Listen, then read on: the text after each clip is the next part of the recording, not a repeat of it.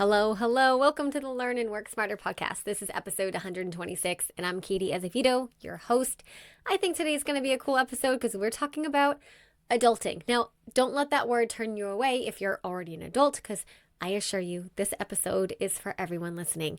Now, from the back end of my show, I get some pretty good analytics about who's listening and who's watching on YouTube, and I know that I have a good portion of students who are high school and college age, and that's actually about half, and then the other half of you are working professional age. So some of these episodes are geared directly to students, some of them are more for professionals, but I think that adulting is something that applies to all of us here, young adults, middle-aged adults, old adults. I am not leaving anyone out. And the reason that I think this is such an important episode for everyone is because the skills I'm going to talk about today will make all of our lives easier.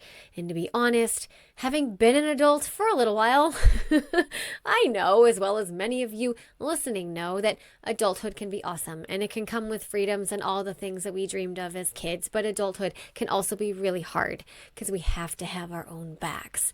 And with that freedom comes a lot more responsibility and bigger consequences and caring for other people and stressors and all of the things. So anytime we can get ourselves some skills to make adulting or adulthood a little easier, I am all for that. Right before we jump into the 5 skills of adulting, I want to remind you that if you're watching this on YouTube, I would love for you to subscribe and leave a comment. If you are listening on a podcast app, just make sure that you follow the show or leave a rating if you would like to. Gestures like that are really the best way in today's world to support what I do here, and I would appreciate it a ton. All the links I mentioned today, you can find in both the description box on YouTube and in the show notes at learnandworksmarter.com/podcast/126. You can also find me on Instagram at School Habits if you want to stay connected between our Thursday episodes. Okay, with that, we are ready to get started. Hello, you are listening to the Learn and Work Smarter podcast, the podcast for students and professionals who want to learn and work smarter.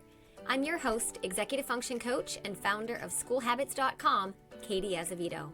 As a reminder, everything I mention in today's episode will be linked in the show notes, including a link to the transcript, which you can also find at learnandworksmarter.com/podcast. All right, the 5 skills of adulting, I'm going to work through each one and give examples along the way. I have sequenced these skills from internal to external skills, and you'll see what that means and what that looks like as we go through them. So number 1, the first skill of adulting, totally internal, emotional regulation. I have talked a lot about this on the show because without emotional regulation, learning and working smarter become nearly impossible. Emotional regulation is the ability to remain composed and measured during difficult moments. It's not feeling frustrated. It's not feeling anger or other negative emotions, but it's being able to feel those emotions and not let them hijack our thinking or our behavior.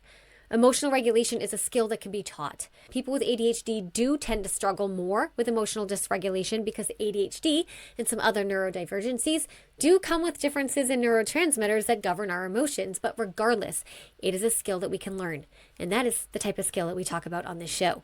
People who can maintain their emotional state, even while feeling really negative or feeling really positive emotions, tend to make better decisions, have fewer regrets, have stronger relationships, are less impulsive, they procrastinate less, they tend to be more effective leaders, and even tend to be far less overwhelmed by just day-to-day life than people who lack emotional regulation. Let me give you an example of what an emotionally regulated response looks like versus one that is dysregulated. Let's say that you are receiving feedback from somebody. Perhaps you're a student receiving feedback, maybe on a paper that you thought you did well on, but the professor doesn't seem to think so, or you're a working professional who's receiving professional feedback that, kind of took you by surprise. Somebody without emotional regulation is going to get defensive in that moment. They're going to feel personally insulted. And when we get defensive, we tend to become dysregulated. So it's kind of like a cycle. Instead of hearing the person's valid points, we start thinking about all of the reasons that they're wrong and we're right. And at that point, we're no longer listening. Our heart rate quickens. We say things we don't mean to. We start telling ourselves all the reasons that that other person is being ridiculous and we ourselves have never done anything wrong. Sometimes emotional dysregulation means raising your voice, getting physically agitated, so fidgety, moving around, using your hands very dramatically, saying things you don't mean to say, using sarcasm and snarkiness in a context where that's just, like not appropriate, eye rolling, things like that.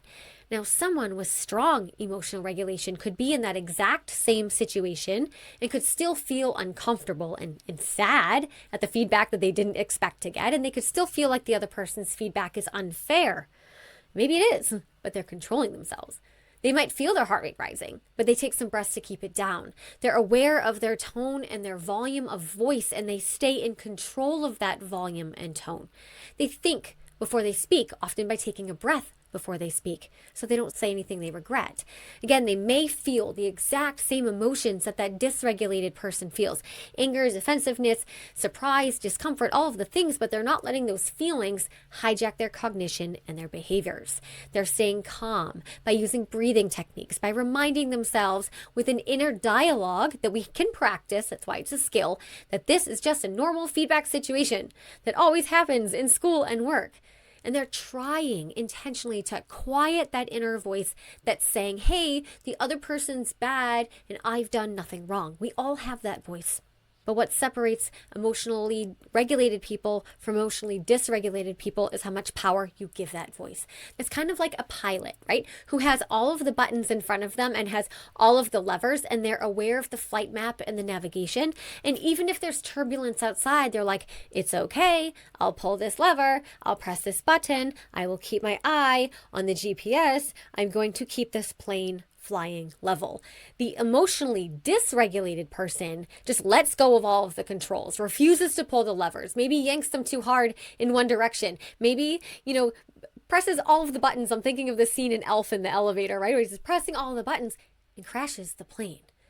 And the reason why I'm including emotional regulation as a key adulting skill is that it's a significant differentiator between a fully functioning, independent adult and someone who's adult aged, perhaps, but maybe has a reputation for being impulsive or sporadic or childish or juvenile. I'm not using those words as like put down words. There's a reason I'm using those words. If someone doesn't have emotional regulation, they're hard to take seriously because they're acting childlike, childish, like a juvenile, even if they're 45 or 55. And that is because children and early teens, so juveniles, are just learning this skill and are just developing the part of the brain, the prefrontal cortex in most cases, that regulates our emotional responses. So when we say someone's being childish, and again, not like, calling somebody names, but that's like a descriptive word that we're using to describe their behavior, and they're a full-grown adult. What we're really saying is that they're emotionally dysregulated. They are defensive, they're reactive, they're out of control. And I'm sure we all know people like this, and they're really hard to take seriously.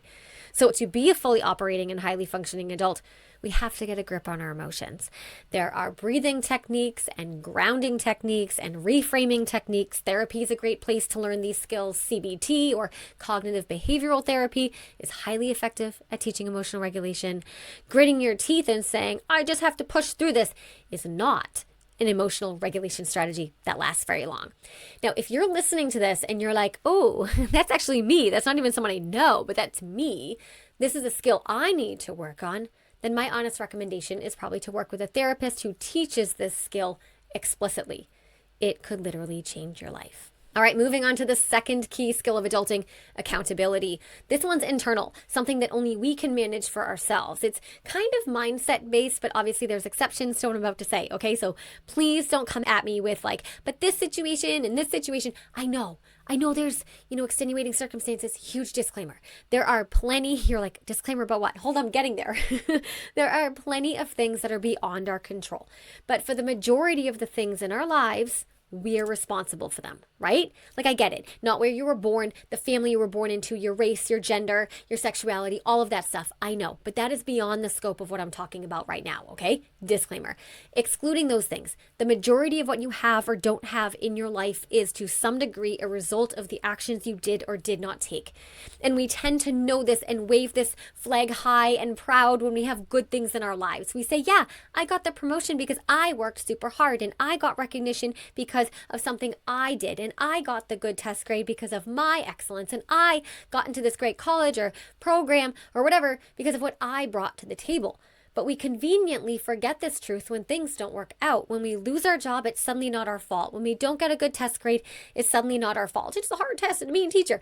When we don't get into a good college, we don't get chosen for the internship, a person we know is mad at us, we got a bad review, whatever. Those things aren't ever really our fault, are they? The test was hard, the teacher was mean, the boss is bully, yada, yada, yada, yada, yada, yada. But that is not how these truths work. They have to go both ways. Being an adult means taking accountability for when things go right. Yes, awesome. And also for when things go wrong. We don't get to pick and choose. Accountability is the ability to say, my bad, I messed up, that's my fault, I'm sorry.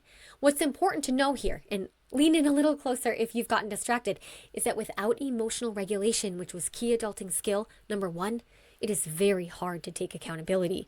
Now, to go back to that hypothetical example I gave of a student receiving negative feedback on an essay they wrote, or a working professional receiving negative feedback maybe in a performance review, without emotional regulation, that student or that professional is never going to be in the right mind space to say, my bad, I messed up, that's my fault, I'm sorry. But incredibly beautiful things come on the other side of accountability. It is way more peaceful on the other side of accountability when we quit blaming the teacher or the boss or the traffic or literally anyone but ourselves.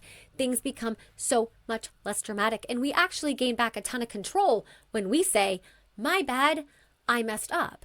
Now we look at that situation that we're not happy we're in and we say, okay, well, what can I do differently? What can I tweak? But if we're blaming the teacher, blaming the boss, blaming the colleague in the traffic, we remain a victim, and that mind space will always prevent us from finding solutions. We are literally unable to think of ways to improve our situation when we tell ourselves we're the victim and we have no tools and no control. Who is that serving? Let me give you an example I see a lot in my private practice. I'm actually thinking of a very particular student. I'm not going to name his name. I'm going to call him Bob, okay? I do not have a single school-age student named Bob. So it's a safe name to go with. But there are plenty of people I've worked with over the years who are exactly like Bob, but I do have this, again, fake name. I do have this one kid in mind. So I started working with Bob when he was in 7th grade, and he's a sophomore in college right now. So we are tight at this point. And if he's listening to this podcast, he knows I'm talking about him. Anyways, I would say from like 7th grade to sophomore year of high school, Bob struggled with emotional regulation, honestly, which led to never taking accountability. Now, from about 10th grade to senior year, he made progress. 100%. He made progress, but the real progress happened when he hit college. I'm going to talk about that in a sec. But early on, let's say like 7th, 8th, 9th grade, Bob would get a bad test grade and immediately blame the teacher. In fact, he would always come in and be like, I hate this teacher. I hate that teacher. There was a lot of hate going on. He didn't really hate them, but that's what he would say. The test was unfair. And according to Bob, it seemed like every test he ever had was unfair. He'd also blame his parents a lot for things that it was honestly hard for me to like connect the dots. I'm like, wait, you're blaming mom and dad for your bad class participation grade. Walk me through that, right? I am telling you, Bob had the excuses like down pat. When he didn't play well in a lacrosse game, it was his coach's fault. He hated his coach, blah, blah, blah. But as he grew older and started learning some emotional regulation, which we worked on, and also just naturally as his prefrontal cortex got a little more developed as he grew up, my primary goal for him was to start taking some accountability for the situations he was in that he didn't like. Bad grade on a test? Okay, Bob, where can you take accountability? What study methods did we use or not use? Bad lacrosse game. Okay, but didn't you skip practice the day before? Bad participation grade. Okay, but didn't you tell me you literally never raise your hand in class? Gently but firmly, I was able to help Bob see the direct line from what he did or did not do to the outcome he did or did not get. And I'm telling you right now, Bob is killing it in college, absolutely killing it. I don't know if I have seen a greater transformation with emotional regulation and accountability in all of my 20 years of teaching than I have with Bob. And that was the work we did together. And as I said a little while ago, that emotional regulation has the power to change your life. 1,000%. It changed Bob's life because it enabled him to save a lot of relationships, to be honest, but also to gain some control that for years he was convinced he didn't have because he was stuck in that woe is me, I'm the victim mentality that was part age appropriate in 7th grade, but also just mostly a negative pattern that he had gotten himself stuck in. So being an adult who can function without a lot of drama means being able to say this thing I did or did not do contributed to the result I did or did not get. And as I was saying earlier too, what comes on the other side of that scale is way fewer temper tantrums and conflict and so much more peace and positive action and confidence, because nothing kills your confidence more than the story that the world is out to get you and you're a victim of it all. All right, we are going to move away a little bit from the internal skill of adulting to something that's more external. So we're moving from internal to external.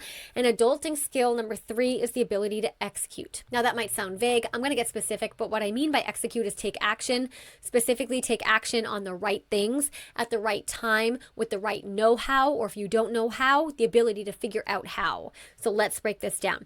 To execute on the right things at the right time with the ability to do so requires some micro skills. I wouldn't exactly call them micro, but here we go. Time management, task management, and resourcefulness. Those 3 things come together to produce action or execution. And I'd actually add a 4th piece here, initiative, because adulting isn't just doing what you're told, okay? It's noticing what needs to be done and doing it without being asked. No one is going to remind you to schedule your doctor's appointment or follow up on an email or fix something that's broken in your life. You're going to have to see it and then move on it, right? It is impossible to be a fully functioning, independent adult without the ability to take action on the right things at the right time.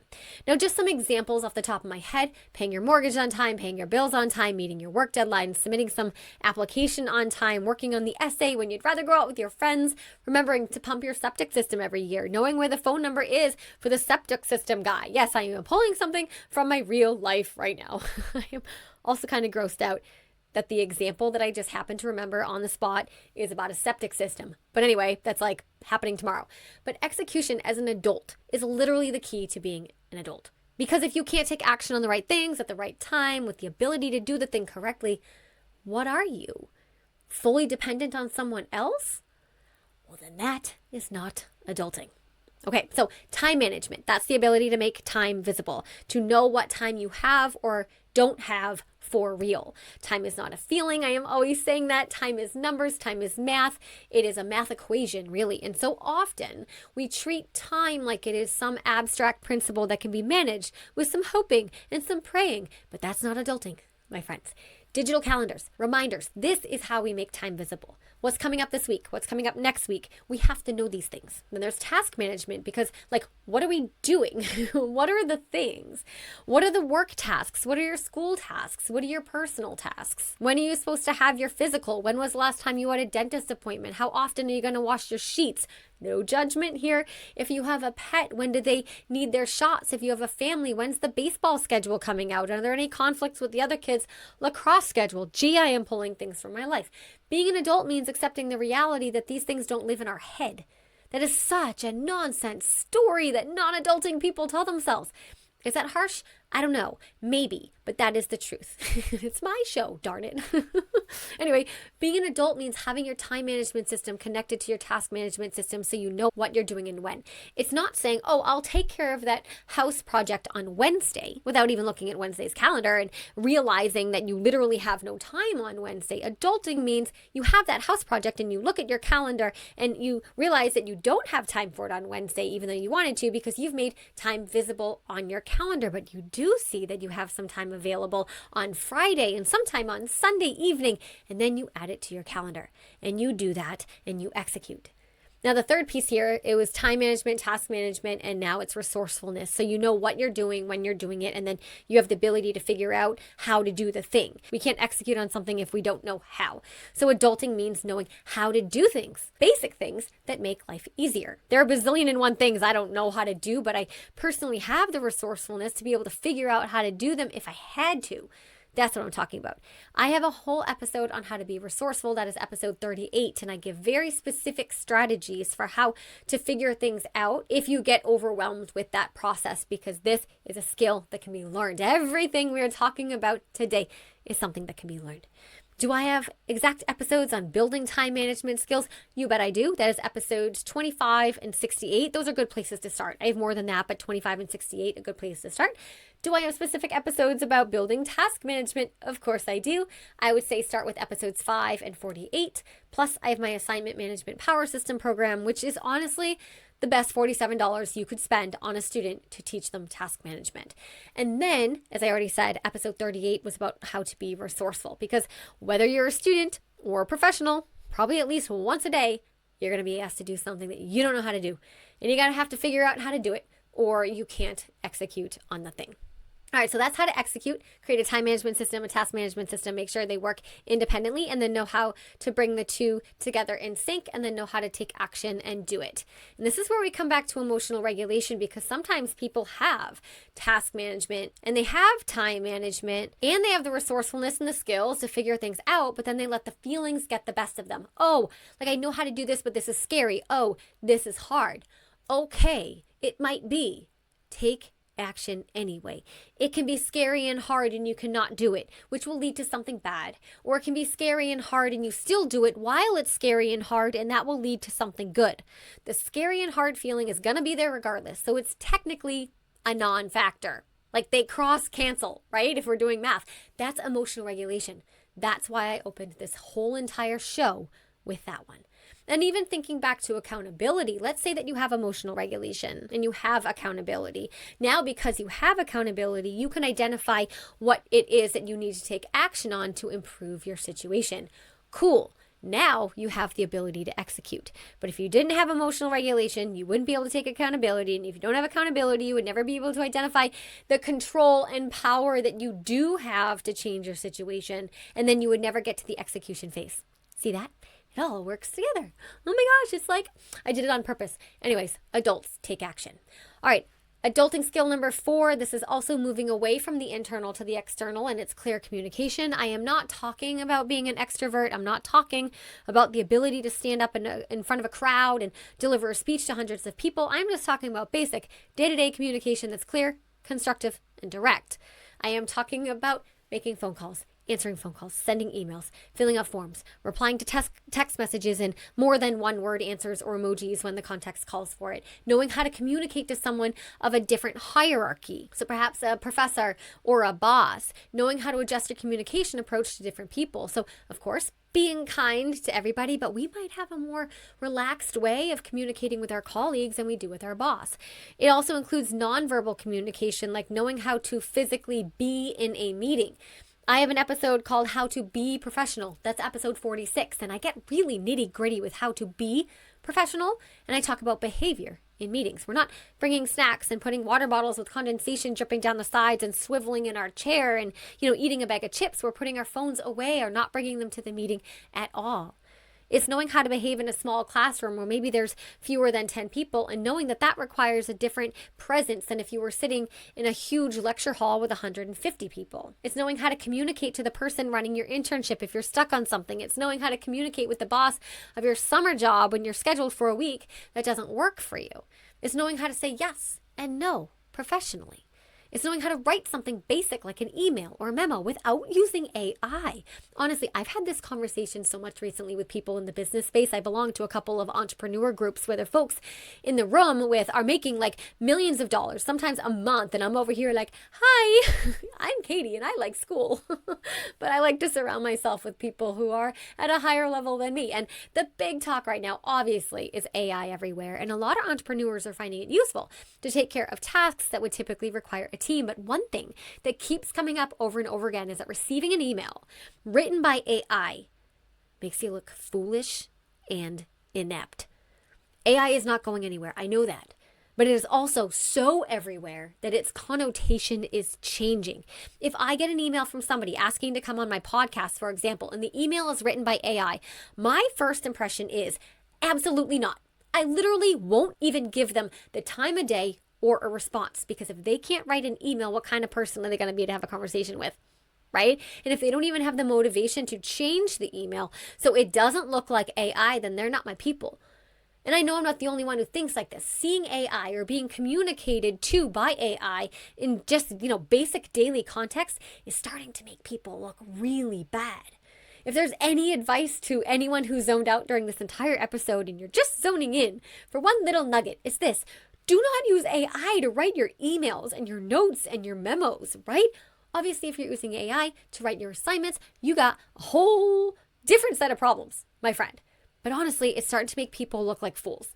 It makes people receiving the email, the letter, the note, wonder what kind of person you are and what kind of skills you're lacking, right? And that's not something that positions us well academically or professionally. That was my TED Talk. Now, if you know that communication is something you need to work on, what do we do? Well, that goes back to the execution piece, which was the tip before this.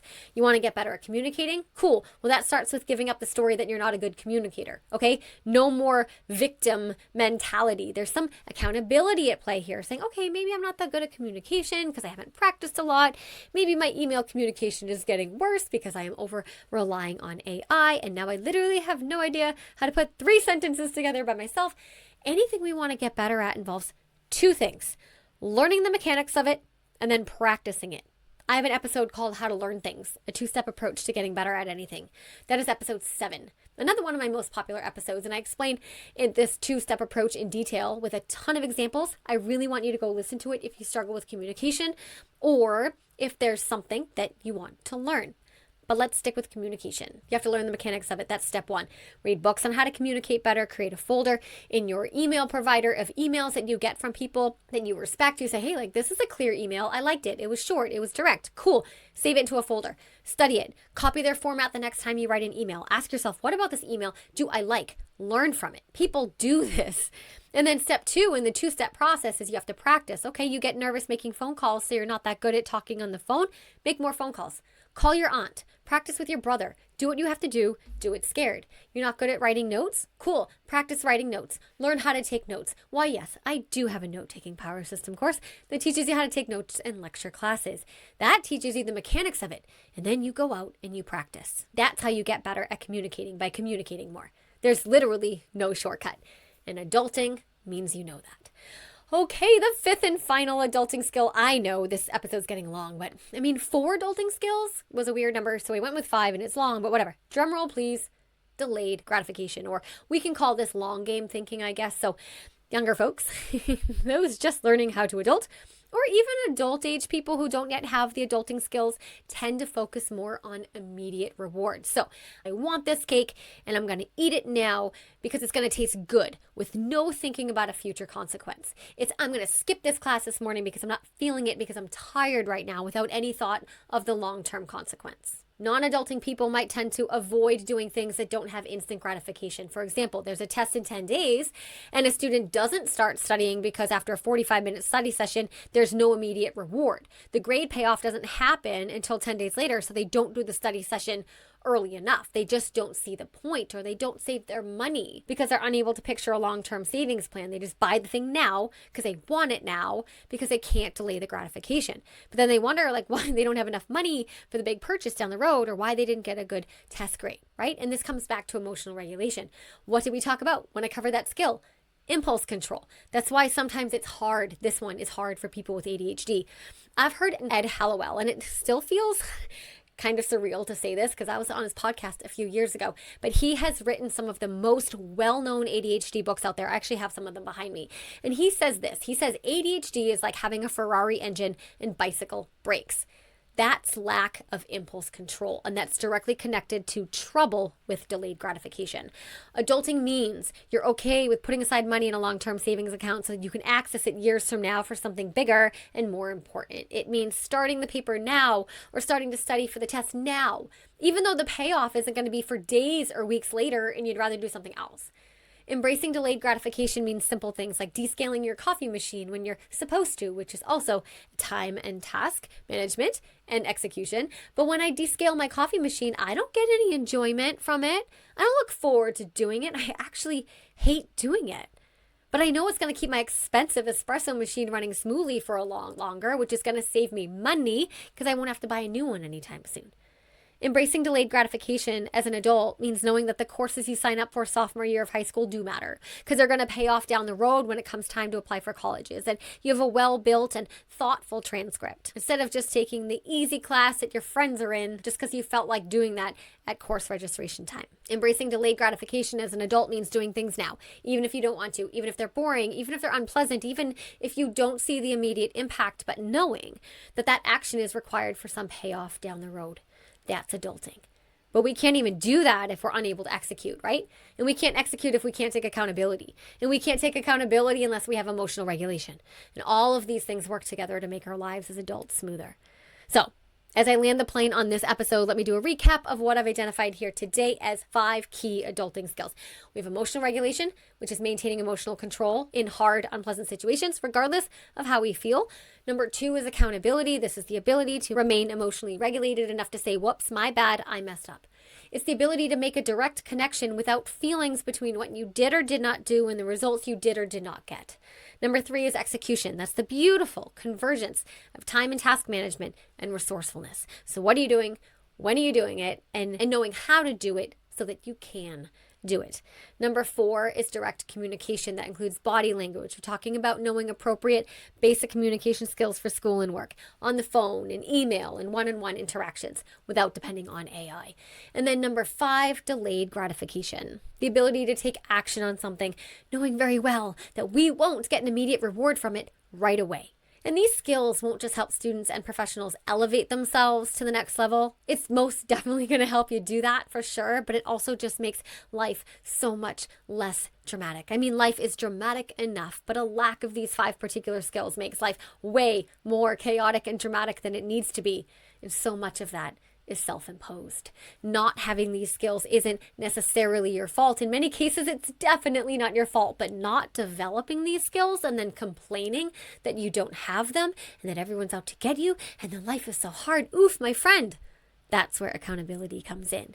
I promise you, on the other side of emotional regulation, accountability, execution, communication, and delayed gratification is a simpler life that you are in control of.